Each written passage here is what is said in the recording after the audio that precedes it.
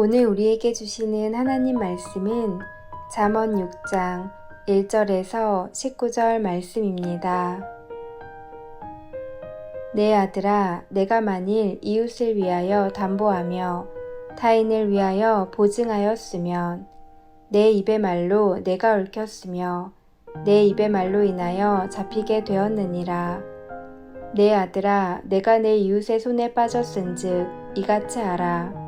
너는 곧 가서 겸손히 내 이웃에게 간구하여 스스로 구원하되 내 눈을 잠들게 하지 말며 눈꺼풀을 감기게 하지 말고 노루가 사냥꾼의 손에서 벗어나는 것 같이 새가 금을 치는 자의 손에서 벗어나는 것 같이 스스로 구원하라. 게으른 자여 개미에게 가서 그가 하는 것을 보고 지혜를 얻으라. 개미는 두령도 없고 감독자도 없고 통치자도 없으되 먹을 것을 여름 동안에 예비하며 추수 때에 양식을 모으느니라. 게으른 자여 내가 어느 때까지 누워 있겠느냐? 내가 어느 때에 잠이 깨어 일어나겠느냐? 좀 더 자자, 좀 더 졸자, 손을 모으고 좀 더 누워 있자 하면 내 빈궁이 강도같이 오며 내 곰핍이 군사같이 이르리라. 불량하고 악한 자는 구부러진 말을 하고 다니며 눈짓을 하며 발로 뜻을 보이며 손가락질을 하며 그의 마음에 패역을 품으며 항상 악을 꾀하여 다툼을 일으키는 자라. 그러므로 그의 재앙이 갑자기 내려 당장에 멸망하여 살릴 길이 없으리라.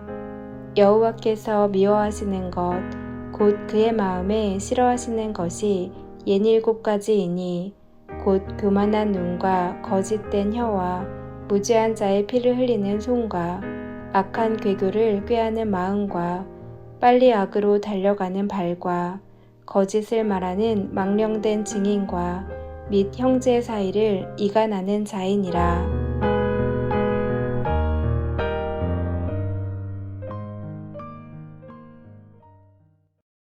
오늘 잠언 6장은 채권과 채무에 대한 바른 지혜에 대해서 가르칩니다.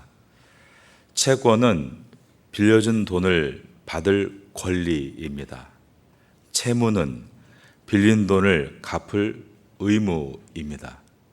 그러니까 돈과 관련된 용어들입니다. 채권자는 돈을 빌려준 사람이고 채무자는 돈을 빌린 사람입니다.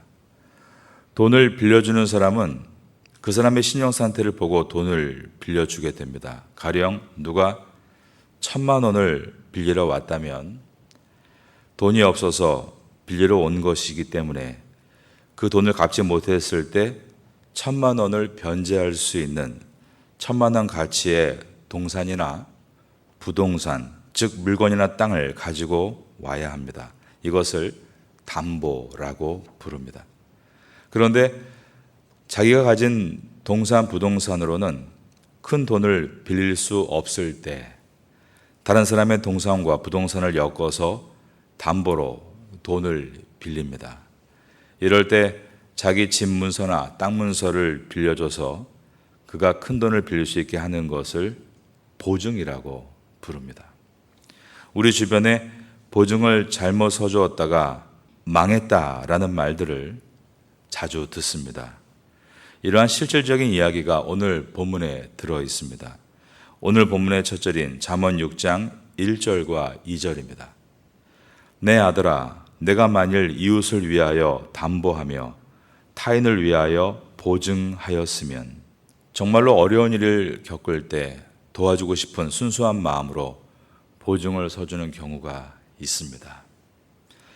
하지만 이것이 순수할지 모르지만 지혜롭지는 않다라는 것입니다. 왜냐하면 집 문서를 날리고 땅 문서를 잃어버리고 나서 그 다음에 자신뿐 아니라 자식을 포함해서 모든 가족들에게 고통을 안겨줄 수 있기 때문입니다. 자칫 하루아침에 전 재산을 날리고 사랑하는 가족을 거리에 나앉게 할 수 있는 무책임하고 위험한 행동인 것입니다. 무엇보다 가까웠던 관계가 깨어질 가능성이 높습니다. 보증을 서는 경우가 무조건 도와주려는 순수한 마음으로 서주기도 하지만 보증을 부탁하는 사람의 달콤한 유혹에 넘어가서이기도 합니다. 이번에 보증을 서주시면 앞으로 들어오게 될 수입의 상당량을 당신에게 주겠습니다 라는 말에 마음이 들뜨는 것입니다. 불로소득, 노동을 하지 않아도 수익을 얻으려는 미래의 투자 차원에서 보증을 서는 것입니다. 그러나 이것은 그 사회가 추구하는 가치와 반하는 행동으로서 요행을 바라는 위험한 투자입니다. 잠언서는 이미 보증을 섰다면 보증을 서달라고 한 사람을 찾아가 겸손히 간구해서 보증을 철회하라라고 말합니다. 3절입니다. 내 아들아, 내가 내 이웃의 손에 빠졌은즉 이같이 하라. 너는 곧 가서 겸손히 내 이웃에게 간구하여 스스로 구원하되. 그런데 이 3절에는 매우 특이한 단어들이 사용되고 있습니다. 너는 가서 겸손히 보증을 처리하라라고 했는데 여기서 겸손히의 뜻은 짓밟다라는 뜻이 들어 있습니다. 즉 자신을 짓밟아 낮추기까지 굴복하라라는 의미로서 보증을 처리하기 위해서 완전히 엎드리라라는 뜻이었습니다. 그리고 내 이웃에게 간구하여 스스로 구원하되에서 간구하여는 심하게 재촉하다, 성가시게 하다라는 뜻입니다. 단순히 조금 애원하거나 사정하는 것이 아니라 보증이 철회될 때까지 끈덕지게 조르라는 뜻입니다. 이어지는 4절은 그것을 더 심화시킵니다.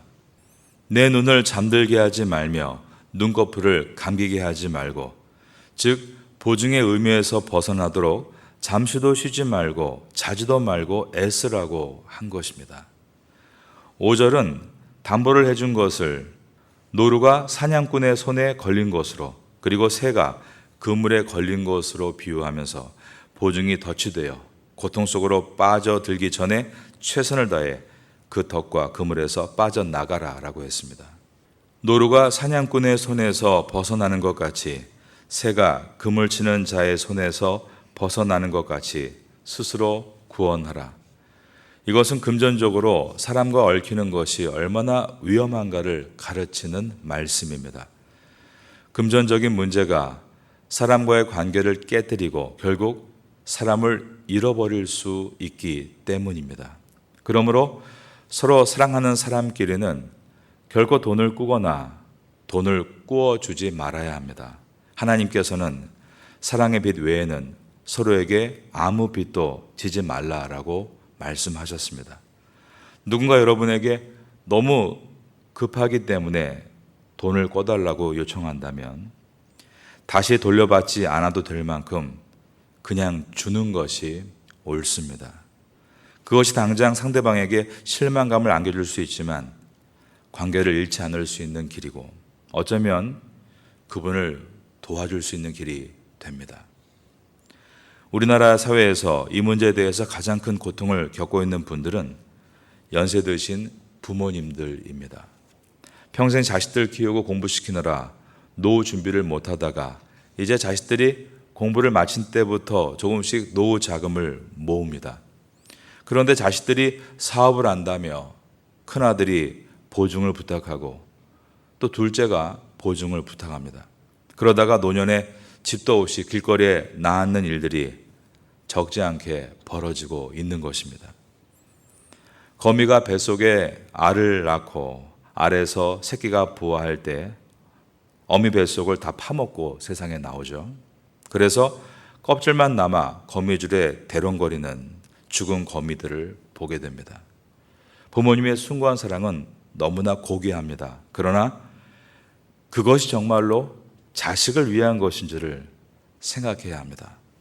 우리에게 옳은 사랑을 할 수 있는 지혜가 필요한 것입니다. 신약성경 가운데 믿음에 대한 구절은 215개, 구원에 대한 구절이 218개인 반면 돈에 대한 구절은 무려 2084개에 이릅니다. 돈에 대한 지혜가 필요하기 때문입니다. 예수님께서 비유로 가르치신 내용은 사복음서 안에 총 38개가 들어 있습니다. 그런데 그 가운데 무려 16개의 비유가 돈에 대한 가르침입니다. 우리는 돈에 대해서 지혜를 얻기 위해 배워야 하는 것입니다. 요한 웨슬레는 말하기를 지갑이 회개해야 진정한 회개다라고 했습니다. 돈에 대해서 온전한 지혜를 구하십시오. 돈을 머리에 이려고 하지 말고 발 앞에 두십시오. 돈의 종이 되지 말고 하나님의 종이 되어서 돈을 바르게 벌고 관리하는 청지가 될 수 있기를 예수님의 이름으로 축원합니다. 잠언 6장 1절에서 5절은 돈에 대한 지혜를 말씀했습니다. 이어지는 6절에서 11절은 시간에 대한 지혜를 말씀합니다. 게으른 자여 계매에게 가서 그가 하는 것을 보고 지혜를 얻으라. 잠언은 게으름에 대해서 책망하면서 계매에게 가서 그들이 하는 것을 보고 지혜를 얻으라고 했습니다. 하나님께서 만드신 작은 미물인 개미에게도 하나님의 본성이 나타난다는 것입니다. 바로 그것은 성실함입니다. 우리 하나님은 성실하신 주님이신 것입니다. 그런데 인간이 하나님의 본성을 무시하고 자기 자유의지를 가지고 게으름에 빠진다면 그것은 하나님의 뜻을 반하는 죄악인 것입니다. 우리에게 주신 시간은 하나님의 선물입니다. 시간을 낭비하는 것은 하나님께서 주신 선물을 너무도 가치 없게 내던지는 것과 같습니다. 영화 빠삐용에 보면 빠삐용이 호주에 있는 악마의 섬으로 수감됩니다. 그런데 어느 날 빠삐용이 꿈을 꾸는데 꿈에서 재판이 일어난 것입니다. 재판관이 죄를 시인하라고 하자 이 빠삐용은 그동안 억울했던 말들을 내뱉으며 나는 not guilty, 무죄라고 주장합니다. 그러자 재판관이 말합니다. 너는 유죄가 맞다. 왜냐하면 시간을 허비했기 때문이다. 그러자 빠삐용이 고개를 떨구며 맞습니다. 나는 유죄입니다. 라는 대목이 있습니다. 게으름을 자신에게 맡겨진 업무를 다 못한 것만을 얘기해서는 안 됩니다. 아무리 남보다 일찍 일어나고 열심히 일하고 있다 할지라도 하나님의 뜻과 사명을 망각하고 세상의 가치관에 빠져 살아가는 것도 하나님의 뜻을 구하지 않는 게으름인 것입니다. 주님께서는 우리가 게으름을 이기고 열심히 주님을 섬기며 충성할 때 착하고 충성된 종아 칭찬을 받을 것이라고 약속해 주셨습니다. 그렇다면 우리는 어떻게 게으름에서 벗어날 수 있습니까? 잠언은 개미에게서 배우라고 말씀하면서 개미는 앞으로 닥쳐올 추위를 미리 대비하기 위해 양식을 모은다라고 했습니다. 7절과 8절입니다. 개미는 두령도 없고 감독자도 없고 통치자도 없으되 먹을 것을 여름 동안에 예비하며 추수 때에 양식을 모으느니라.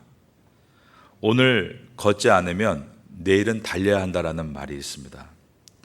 매일 두령과 감독자가 되고 화려하고 높은 자리에 사는 것보다 매일매일 나에게 주어진 한 걸음 한 걸음을 성실하게 살아가는 것이 더 중요합니다.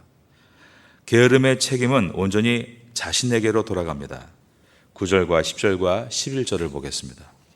게으른 자여, 내가 어느 때까지 누워 있겠느냐? 내가 어느 때에 잠이 깨어 일어나겠느냐?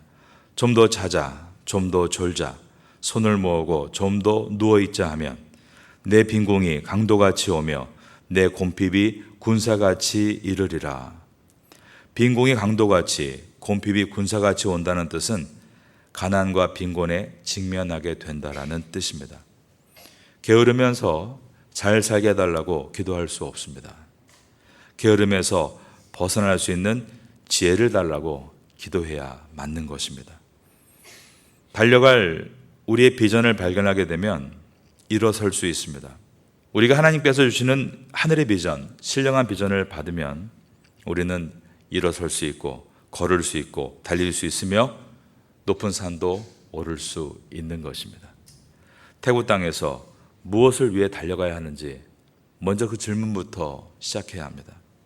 하나님의 지혜를 가지고 이 태국 땅에서 주님의 뜻을 이루기 위해 저 높은 곳을 향하여 매일매일 걸어가는 주의 성도가 될 수 있기를 예수님의 이름으로 축원합니다. 오늘 본문은 돈에 대한 지혜, 시간에 대한 지혜를 말씀하고 마지막으로 행동에 대한 지혜를 말씀하는 부분이 12절부터 19절의 말씀입니다. 먼저 12절에서 14절을 보겠습니다. 불량하고 악한 자는 구부러진 말을 하고 다니며 눈짓을 하며 발로 뜻을 보이며 손가락질을 하며 그의 마음에 패역을 품으며 항상 악을 꾀하여 다툼을 일으키는 자라. 사람의 행동은 그의 마음에서부터 나옵니다. 악한 자의 마음과 행동에 대해 하나님께서 재앙을 예비해 놓으셨다. 15절의 말씀입니다. 그러므로 그의 재앙이 갑자기 내려 당장에 멸망하여 살릴 길이 없으리라. 하나님께서는 인간의 악한 마음에서 나오는 것들 6, 7가지를 싫어하시는데 교만과 거짓과 무죄한 피와 악한 계교와 위증과 날조로 인한 다툼이다 라고 했습니다. 오늘 본문의 마지막 부분인 16절에서 19절입니다. 여호와께서 미워하시는 것, 곧 그의 마음에 싫어하시는 것이 67가지이니 곧 교만한 눈과 거짓된 혀와 무죄한 자의 피를 흘리는 손과 악한 계교를 꾀하는 마음과 빨리 악으로 달려가는 발과 거짓을 말하는 망령된 증인과 및 형제 사이를 이간하는 자이니라. 우리의 행동에 이러한 것이 없는가를 돌아보는 우리는 내면의 여행을 떠나야 합니다. 1900년대 초에 베어드 선교사님께서 조선 사람들에게 9가지 그림을 제시한 전도법, 즉 명심도를 많이 배포했습니다. 그 후에 부흥 강사로 유명했던 이성범 목사님이 전국을 돌아다니면서 그 내용으로 집회를 하셨는데 그것을 정리한 책의 이름이 명심도 강화입니다. 이성범 목사님 말씀하기를 하나님은 우리의 육안과 머리로 보고 아는 대상이 아니요 맑고 밝은 심정을 가진 양심으로 도덕적인 사람만이 알게 되는 분이기 때문에 우리의 현재의 마음을 진단하고 어떻게 해야 우리 마음을 청결하게 할 수 있는지를 살펴야 한다. 즉 내면의 여행을 떠나야 한다라고 가르쳤습니다. 해방 이후에는 이 책이 박군의 마음이라는 책으로 고쳐 부르게 되면서 그 책 안에는 우리 마음에는 항상 어둠을 좋아하는 7가지의 동물이 있다라고 했습니다. 과시하기 좋아하는 공작새, 교만이죠. 욕심 많고 지저분한 돼지, 탐욕입니다. 긴 수염을 달고 어른 행세를 하는 염소, 호색입니다. 자기의 필요를 따라 숨었다 나타났다 하는 자라, 게으름입니다. 꾀가 많고 간사한 여후, 교활입니다. 이간질하는 뱀, 거짓말입니다. 혈기 부리는 호랑이, 분노입니다. 이러한 것이 인간의 마음에 있다라는 것입니다. 그러나 예수님을 영접하고 그분의 성령이 들어오시게 되면 그러한 것들이 마음에서 쫓겨난다라고 했습니다. 하지만 한번 쫓겨났다 해도 영영 사라지는 것이 아니라 주님이 다시 오실 때까지 그러한 것들이 호시탐탐 우리의 마음을 노리고 있으니 우리는 마음을 잘 관리해야 한다라고 했습니다. 왜냐하면 사람이 하는 모든 행동은 마음의 반영이기 때문입니다. 오늘도 이 아침에 잠언을 통해서 주의 말씀을 가지고 우리의 내면을 여행하면서 마음을 잘 관리하고 승리할 수 있는 하루가 될 수 있기를 예수님의 이름으로 축원합니다.